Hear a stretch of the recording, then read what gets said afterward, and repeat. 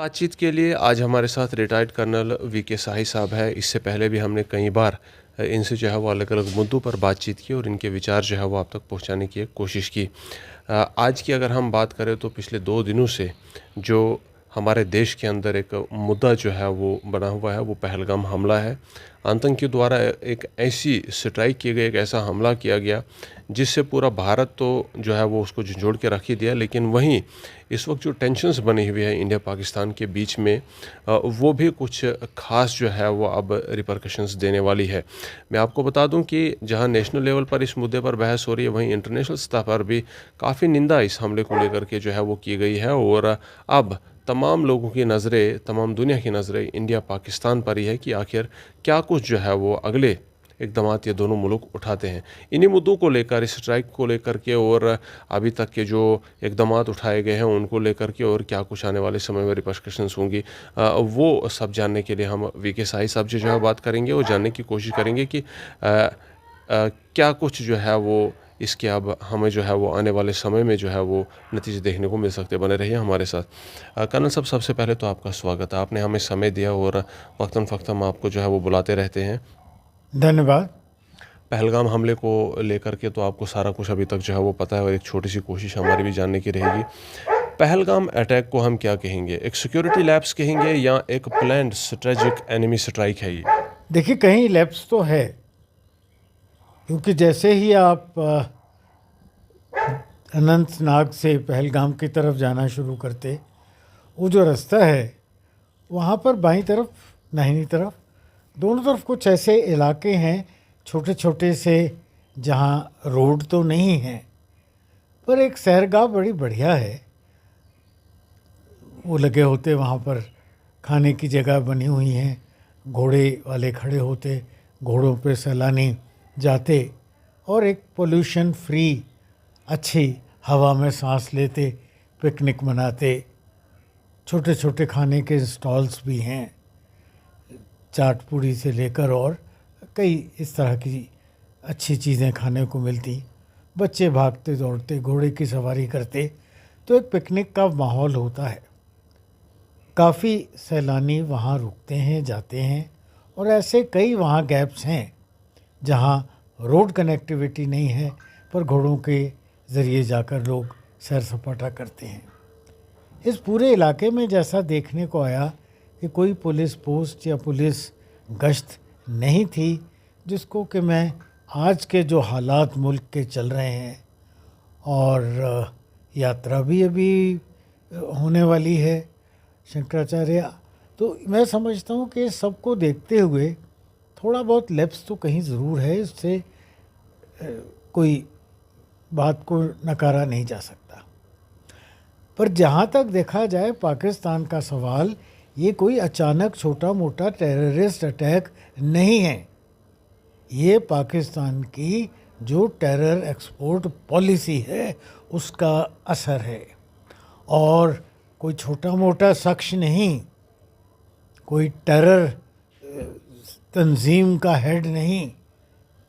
पाकिस्तान की आर्मी के चीफ ने खुद एक बेहुदा भड़काऊ बयान दिया 4 दिन इस वाक़े से पहले, और ख़ास तौर पर उसने अपनी पूरी बातचीत में, और वो बातचीत जिसमें वो एक मौलवी ज़्यादा और चीफ ऑफ आर्मी स्टाफ या फौजी अफसर की भाषा कम बोल रहा था, उसने ये फ़र्क पैदा करने की कोशिश की कि हिंदू और मुसलमान इकट्ठा नहीं रह सकते, इनकी ज़ुबान अलग है। अरे हम तो एक ज़ुबान बोलते हैं यार, इनकी शक्लें अलग हैं, हमारी शक्लें तो मिलती हैं यार।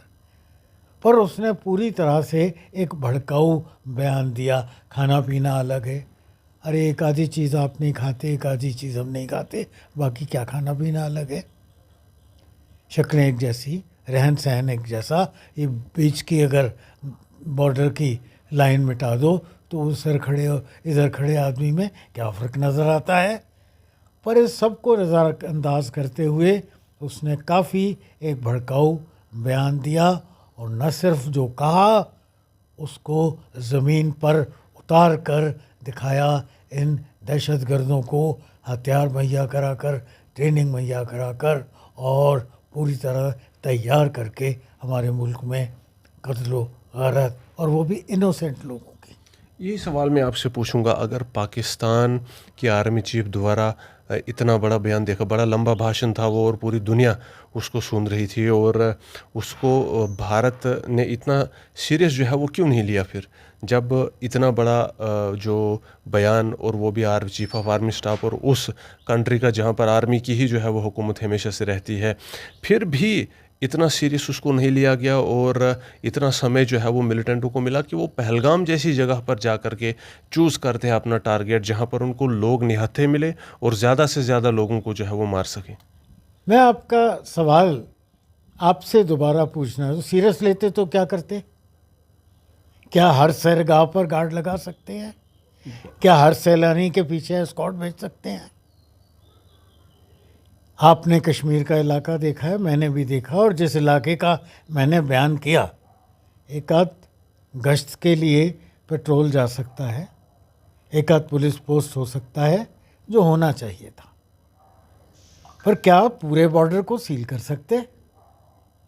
अगर एक पड़ोसी बदजात है, अगर एक पड़ोसी धोखेबाज है, अगर एक पड़ोसी जिसकी अपनी राया भूखी मर रही है, खाना नहीं है उनके पास, अनाज के लिए तरस रहे हैं, भिखमंगे जाकर लोग उम्रा करने जाते हैं, वो भीख मांगने जाते हैं, 4-4, 5-5 हज़ार इकट्ठे करके अभी 4,700 तो सऊदी अरेबिया ने वापस भेजे हैं।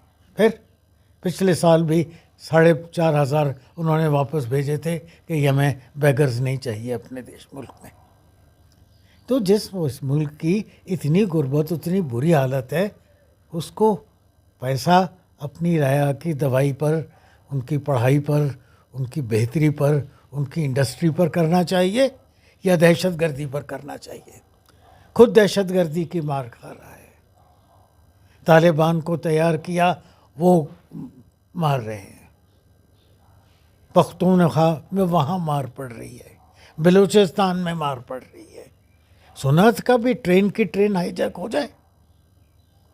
पाकिस्तान में हुई थी। मोटरसाइकिल तो छीन ले, कारें भी छीनती सुनी थी। 2-4 साल में एक आधा हवाई जहाज़ अगवा हो जाता है, हाईजैक हो जाता है। कभी सुनी थी कि रेल 600 पैसेंजर्स के साथ रेल अगवा हो गई? ये तो उस मुल्क की हालत है, और उस मुल्क की आर्मी जिसको के बिलोच मार मार के ढीला कर रहे हैं, और वो ऐसे कामों में मुतला है जिनसे अपना मुल्क कंट्रोल नहीं हो रहा। इस हमले को लेकर के मिलिटेंट्स ने जो है वो एक बयान वहाँ से भी सरफेस हो रहा है कि इस हमले की ज़िम्मेदारी जो है वो उन्होंने नहीं ली हुई है। जो क्लेम्स वहाँ से आ रहे हैं, उन क्लेम्स के मुताबिक जहाँ मिलिटेंट अपने हाथों से जो है वो इस मामले की सफाई जो है वो देना चाहते हैं, वहीं पाकिस्तान आर्मी के द्वारा भी जो है वो अब बॉर्डर्स को हाई अलर्ट पर जो है वो रख दिया गया है। आपको क्या लगता है कि जो क्लेम किए जा रहे हैं वो कितने सही है, और हाई अलर्ट जो कर रहे हैं अपने इन बॉर्डर्स पर फ़ौज को या एयरफोर्स को, क्या पाकिस्तान समझ बैठा है कि ये स्ट्राइक जो है वो बगैर जवाब के अब नहीं जाएगी? उनका गिल्टी कॉन्शियस है, उन्होंने गलत काम किया है और उनको एहसास हो रहा है, और अब वो डरे हुए हैं, और डर के मारे अपने वो बिल जो बनाते हैं, पिल बॉक्स और बंकर्स, उनमें छुपे हुए हैं। ये बॉर्डर की खबर जो मेरे पास है, बाहर नहीं निकल रहे हैं वो अपने बंकर से, तो डरे हुए हैं, गलत काम किया है, सज़ा मिलेगी और ज़रूर मिलेगी। इसका इम्पैक्ट क्या पड़ेगा अब दोनों नेशंस के रिलेशंस पर? भारत और पाकिस्तान ने हमेशा से जो टेंशन इस्केलेट करने के लिए बहुत ज़्यादा मेहनत किया शुरू से, ताकि दोनों मुल्क आपस में ना भिड़े। लेकिन अब जब इतना बड़ा मामला हुआ है और प्रधानमंत्री साहब जो है वो सऊदी अरब का दौरा अधूरा छोड़कर वापस लौटे, गृह मंत्री जी भी जो है वो यहाँ कश्मीर पहुँचे, वो साथ ही साथ डिफेंस मिनिस्टर साहब की बात करें, वो भी इसी मामले की तरफ कंसंट्रेशन जो है वो अब इस वक्त डाइवर्ट कर रहे हैं। तो क्या कुछ जो है वो हमें देखने को मिलेगा इन फ्यूचर? दोनों मुल्कों के रिलेशंस में स्टेबिलिटी देखने को मिलेगी या अब टेंशन बढ़ती रहेगी? मुझे नहीं समझ आता कि एक मच्छर कितने मारे हैं आपने ज़िंदगी में? कोई तादाद नहीं है। कोई तादाद नहीं ना। मच्छरों ने काटना छोड़ दिया क्या? बिल्कुल नहीं। आज भी काटते हैं ना, बिल्कुल। फ्यूचर में भी काटेंगे, फ्यूचर में भी मारेंगे, जी। और फिर काटेंगे और फिर मारेंगे। जो जिसकी फितरत होती है उससे वो बदली नहीं हो सकता। पाकिस्तान की फितरत है ये। 47 में मार खाई, क्या 65 में जंग नहीं की? 65 में मार खाई, 71 में क्या जंग नहीं की? 71 में 2 टुकड़े हो गए। उसके 99 में बाद फिर की। कारगिल में क्या जंग नहीं की? तो जिसकी जो फितरत होती है वो फितरत चेंज नहीं होती। और उनकी फितरत की वजह ये है कि जो उनके हुक्मरान फौजी हैं वो तो पैसा वैसा लेकर अमेरिका चले जाते हैं, वहाँ माल खोल लेते हैं, वहाँ बिजनेस शुरू कर देते हैं। जंग की तरफ तो उनका ख्याल है नहीं। तो क्या ये अपने आप को मशहूर रखने के लिए, ज़िंदा रखने के लिए वो इस तरह की छेड़खानियाँ करके दहशतगर्द पाले हुए हैं। जैसे कोई लोग गुंडे पालते हैं, उनसे ये हरकतें कराते रहते हैं ताकि उनकी अपनी अहमियत बनी रहे। तो क्या ये किसी एक लार्ज स्केल कन्फ्लिक्ट की जो है वो शुरुआत हो सकती है? बिल्कुल रूल्ड आउट नहीं है। अगर जो पिछले कल हुआ है उन सबको भी देखा जाए, ये तो बारिशें आ रही हैं, वक्त निकल जाएगा। इसके बाद सर्दियों में जब नदियों में पानी आना कम होगा तो क्या हाल होगा पाकिस्तान ऑक्युपाइड पंजाब का? क्या हाल होगा मीरपुर के इलाके का? क्या इलाका हाल होगा उनके सब उन खेत खलिहानों का जो पहले ही गुर्बत में मर रहे हैं, पहले ही अनाज की कमी है? शायद इतनी दूर अंदाज़ी उनकी सरकार और उनके लीडरान में नहीं है। टेररिज्म की अगर हम बात करें, भारत में जितनी स्ट्राइक्स हुई उसी टेररिज्म की स्ट्राइक्स जो है वो पाकिस्तान में बड़े स्केल पर होती रहती है। क्या हमेशा से जो है वो पाकिस्तान इससे अपने आप को अलग करना जो है वो चाहता है और टेररिज्म को एक इंटरनेशनल लेवल की एक जो है वो टोटली अपने से अलग जो है वो एक ऑर्गेनाइजेशन जो है वो डिक्लेयर करता है? पाकिस्तान और टेररिज्म एक है या इन दोनों को अलग निगाह से देखा जा सकता है? पाकिस्तान की नेशनल पॉलिसी टेररिज्म है, और जिस जिस मुल्क की पॉलिसी टेररिज्म होती है वो अपने आप को तबाही में झोंक सकते हैं। दुनिया में और भी तो कई मिसालें हैं ना जहाँ टेररिस्ट तंजीम्स का तबाही हो रही है। इनके साथ भी वैसा ही होगा। जो काउंटर मेजर्स इस वक्त लिए गए हैं, जैसे जो अटारी बॉर्डर के थ्रू लोग आते जाते थे उनको जो है वो रोक दिया गया। उसके बाद एम्बेसीज़ में लोगों की तादाद जो है वो कम करने की जो है वो भारत ने जो है वो भी ऑर्डर्स दे दिए हैं। साथ ही साथ जो सार्क के थ्रू लोग यहाँ पर एग्जेम्प्टेड वीज़ाज़ के तहत आया करते थे उस पर भी जो है वो पाबंदी लगा। तो टाइम फ्रेम दिया गया है कि 48 घंटे के अंदर लोग वापस जो है वो निकलेंगे, अब जो वहाँ है वो भी वापस आ जाएंगे। सबसे बड़ा फैसला जो लिया गया है इंडस वाटर ट्रीटी को लेकर के, क्या ये जो फैसले लिए गए हैं ये काउंटर मेजर्स, ये इन फ्यूचर भारत के लिए किसी तरह से जो है वो नुकसानदेह जो है वो साबित हो सकती है, इनसे नुकसान होगा?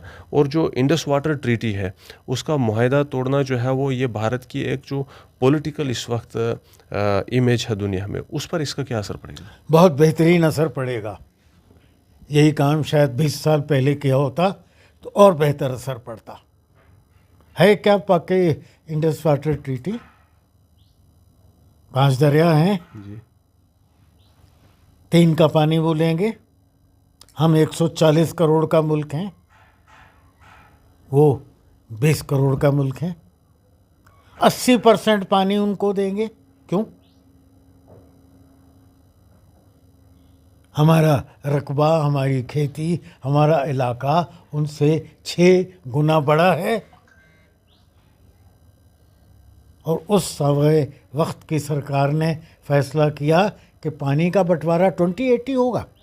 सर ये आखिर ऐसा क्यों किया गया? उस वक्त भी तो हमारे नेताओं को सोच थी कि हमारा मुल्क बड़ा है, हमारे एरियाज़ बड़े हैं, हमारी पॉपुलेशन ज़्यादा है, नीड हमारी है पानी की ज़्यादा, और उसको क्यों दिया गया? उस वक्त की सरकारों की सोच शायद ऐसी थी। मैं तो पढ़ता था उस टाइम, एक नारा ये भी सुनते थे कि लड़के ले लिया बोले पाकिस्तान और हंस के यहाँ बना लेंगे पाकिस्तान। एक तो ऐसा भी नारा चलता था उन दिनों में। तो बहुत कुछ ऐसा हुआ है मुल्क में जो शायद नहीं होना चाहिए था। हमें तो महसूस नहीं होता फ़र्क। ये पहलगाम की आप बात कर रहे हैं, उन दरिंदों की आप बात कर रहे हैं, बात क्यों नहीं करते आप उस सैयद हुसैन आदिल हुसैन सैयद आदिल हुसैन की, जो कि टेररिस्ट के सामने खड़ा हुआ कि मेहमान हैं कश्मीर के, इन पर तुम फायरिंग मत करो। रोकने की कोशिश की, अपनी जान की बाजी लगा दी। वो था कश्मीरियत का नुमाइंदा, वो था मेरे मुल्क का बच्चा। ये जो दहशतगर्दी की गई है, ये सिर्फ 20 लोग नहीं मारे इन्होंने, या 26 लोग नहीं मारे। ये हर उस कश्मीरी के ऊपर जो टट्टू पूनी लेकर चलता है, जो पिट्ठू लेकर चलता है, जो वहाँ छोटी सी दुकान लगाता है, जो चाट खिलाता है, जो कबाब खिलाता है, उन सब के पेट पर लात मारी है पाकिस्तान ने। ये हमला सैलानियों पर नहीं है, ये हमला कश्मीर पर है, ये हमला कश्मीरियत पर है, ये हमला कश्मीर की मोहब्बत पर है, ये कश्मीर की रिवायत, कश्मीर की तहजीब पर है। और इसका जवाब कल ही नज़र आ गया।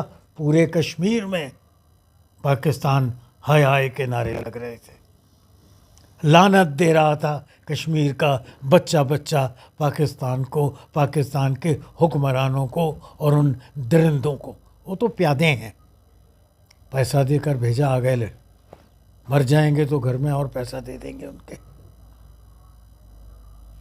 पर जो उनको भेजने वाले हैं, जो उनको ट्रेन करने वाले हैं, जो इस पॉलिसी को बनाने वाले हैं, हमारी शिकायत और हम सज़ा उनको देना चाहते हैं। ये कश्मीर में कितना टूरिज़्म पिछले 4-5 साल में पनपा है। पिछले साल, उसके पिछले साल किसी होटल में जगह नहीं मिलती थी। मेरे कुछ मिलने वाले आना चाहते थे, 3 दिन मेरे घर रुके रहे यहाँ कि कश्मीर किसी होटल में जगह नहीं मिल रही। यानी टूरिस्ट का फुटफॉल इतना बड़ा था, इतना फुटफॉल था, जगह नहीं मिल रही थी, यहाँ का रुके रहे मेरे पास 3 दिन। और आज टूरिस्ट जो है वो वापस निकल रहे, स्पेशल ट्रेनों से वापस भाग रहे। क्या लगता है टूरिज़्म जो है वो अब आने वाले समय के लिए भी जो है वो काफ़ी हद तक नीचे चला जाएगा? ज़्यादा तो नहीं जाएगा, पर कुछ असर तो हुआ, फ़ौरन हुआ, और फिर इसको बनते बनते वक्त लगेगा। एक बार पहले भी तो 90 में नीचे हो गया था, फिर खींच खींच कर उसको ऊपर लाए थे। फिर वो 90 में जो मिलिटेंसी चली थी कर्नल साहब, वो बहुत देर तक चली थी और वो एक अलग ही सतह की मिलिटेंसी थी, जब दिन दहाड़े और आए दिन जो है वो स्ट्राइक इस टाइप की हुआ करती थी। क्या जो उस वक्त के हालात ने टूरिज़्म पर असर डाला, आज की एक सिंगल स्ट्राइक जो है वो पहलगाम पर, ये भी वही किस्म के रिपरकशंस लाएगी? नहीं, उतना नहीं हो सकता। पहले बहुत कुछ होता था यार, बैंक लूट लिए जाते थे, पुलिस पोस्ट से हथियार छीन लिए जाते थे, क्या कुछ हो रहा था। घरों में जाकर, वो गांव में जाकर खाना बनाओ हमारे लिए, लड़की पेश करो, क्या कुछ होता था उस ज़माने में। फिदाइन अटैक हुआ करते थे, 2-2, 3-3 लड़के मिलकर, और सड़क रोका हुआ है, लाल चौक पर खड़े हुए हैं, वो सब हो रहा था। अब सब वो बंद हो गया। हर जुम्मे के रोज़ कश्मीर में निकलना मुश्किल था, कि कहाँ पत्थर चल पड़े पता नहीं होता था। 2 छोकरे, 3 छोकरे, एक आध नर्सरी गन, एक आध नकली गन लेकर, और पूरा रेजिडेंसी रोड बंद करा देते थे। अब वो सब नहीं हो रहा, तालीम नहीं हो पा रही थी, स्कूल बंद हो जाते थे, कॉलेज बंद हो जाते थे, हमारा कश्मीर का सेक्रेटेरिएट तक बंद होते देखा है मैंने। तो वो सब हालात थे, क्योंकि वो सब सरकारें थीं जो कि शायद उतनी सख्ती से उसको काबू नहीं कर सकें। आज की अगर हम बात करें तो कश्मीर के साथ जो एक और मामला जुड़ा है वो ये है कि इसको एक इंटरनेशनल इशू जो है वो बनाया गया है शुरू से ही। 370 तोड़ने के बाद भारत ने तो क्लियर कर दिया कि कश्मीर पर भारत के अलावा किसी का अधिकार नहीं है, और जो एरिया दूसरे कंट्री की पोसेशन में है बहुत ही जल्द उसको भी वापस लिया जाएगा। लेकिन अगर हम ये जो इंटरनेशनल जो इसको एक एक्लेमेशन टाइप दी गई है, इसको इंटरनेशनल इशू बनाया गया है कश्मीर को, क्या उसको नज़र में रखते हुए इस वक्त जो भारत की कश्मीर के ऊपर जो क्लेम है उसकी क्या स्थिति है इस वक्त? बहुत मजबूत हो गया। इस जाहिलाना हरकत के बाद बहुत मजबूत हो गया। पिछले 3 दिन में अमेरिका के प्रेसिडेंट ने कहा कि हमारी पूरी सहानुभूति है हिंदुस्तान के साथ, और अफसोस है उनके लिए जिनको कि मार दिया गया। रशिया के प्रेसिडेंट ने यही कहा, इटली के प्रेसिडेंट ने यही कहा, ऑस्ट्रेलिया के प्राइम मिनिस्टर ने यही कहा, जर्मनी के हेड ऑफ द स्टेट ने बिल्कुल यही कहा, और यही मैसेज टोटल 19 मुल्कों से आया है जो सब बड़े बड़े मुल्क हैं। इंग्लैंड ने, यूके ने यही कहा। मैं समझता हूँ इस दरिंदगी की वजह से पाकिस्तान ने वो छोटी मोटी जो कहीं उसकी बात सुनता था अब नहीं सुनेंगे। इसके बाद उन्होंने अपने मुंह पर खुद कालक पूती है, अपने सर पर खुद हथौड़ा मारा है, अपने पैर पर खुद कुल्हाड़ी मारी है। इस तमाम तर इशू में जो आवाज़ पूरे भारत में बुलंद हुई, खासकर जम्मू कश्मीर की बात करें तो वो सर्जिकल स्ट्राइक थी।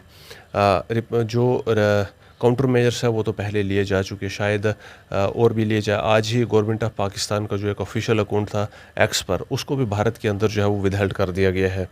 क्या इन तमाम के बाद सर्जिकल स्ट्राइक जो है वो एक ऑप्शन होनी चाहिए गवर्नमेंट के बाद? बस मेरी नज़र में एक नहीं 10 होनी चाहिए।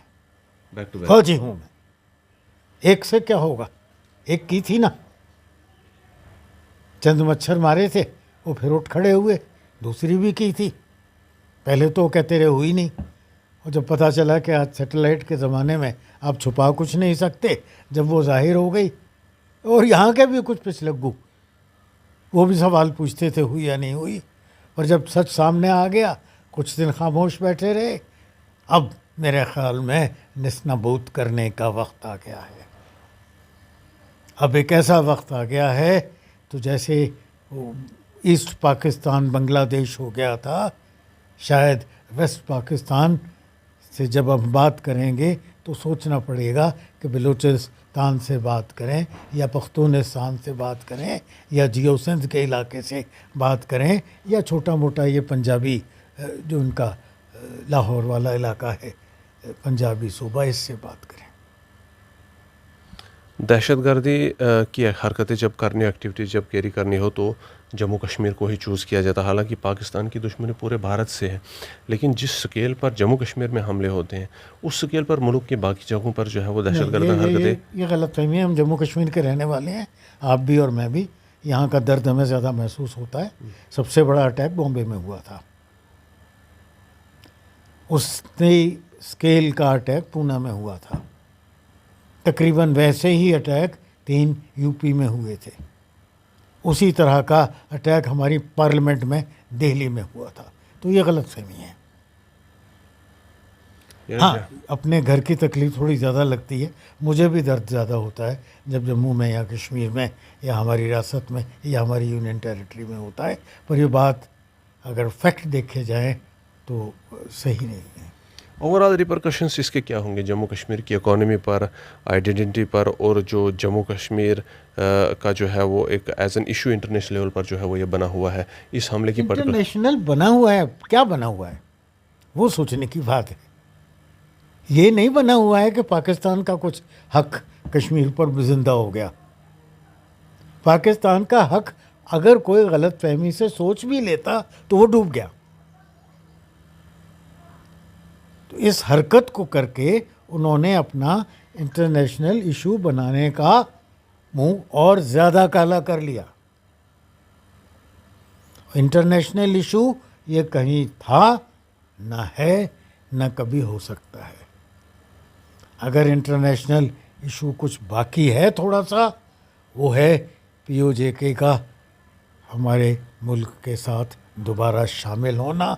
इंशाअल्लाह वो वक्त ज़्यादा दूर नहीं है। तो क्या ये वो अवसर हो सकता है कि वो वादा भारतीय जनता पार्टी पूरा करे? कोई भी पार्टी करे, मेरा मुल्क पूरा करेगा। आप करोगे, मैं करूँगा, हर हिंदुस्तानी करेगा। वो जो कश्मीर में नारे लगा रहे थे कल, वो सब शामिल होंगे।